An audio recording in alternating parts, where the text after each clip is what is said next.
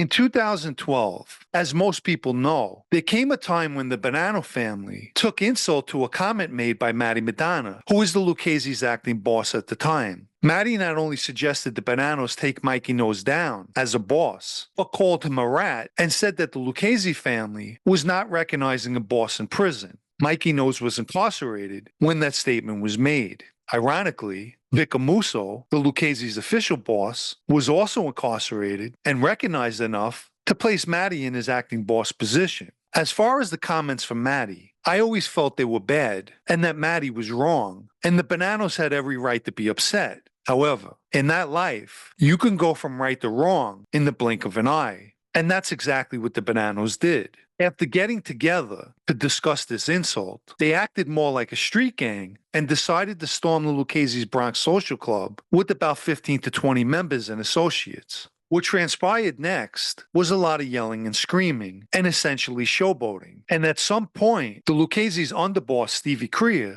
attempted to walk in the club, but Bonanno associate Carl Ulzheimer prevented him from doing so in an aggressive manner.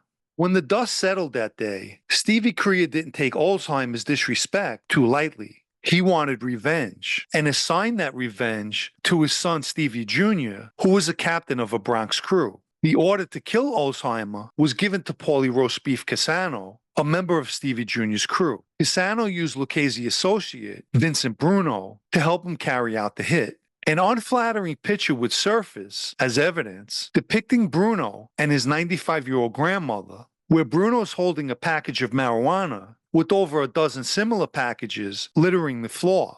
It just so happened that that photo was taken by FBI informant Anthony Zoccolillo. Apparently, Cassano and Bruno, who had a pistol, began laying on Ulzheimer near his Bronx house. Obviously, Ulzheimer knew he was marked for death and was extremely cautious when and if he left his house. Some reports state that he didn't come out of the house for 2 weeks. And to his good fortune, nothing ever took place. In September 2018, Cassano and Bruno both pled guilty to attempted murder in aid of a racketeering conspiracy, which had to do with the attempt on Ulzheimer. Cassano received a 4.5-year sentence, and Bruno was sentenced to 136 months, and I believe he also had drug charges. As for Carl Ulzheimer, he's an example how the mob no longer retaliates, and now leaves his house without a worry in the world, while sending a message to Crea and the Lucchese family.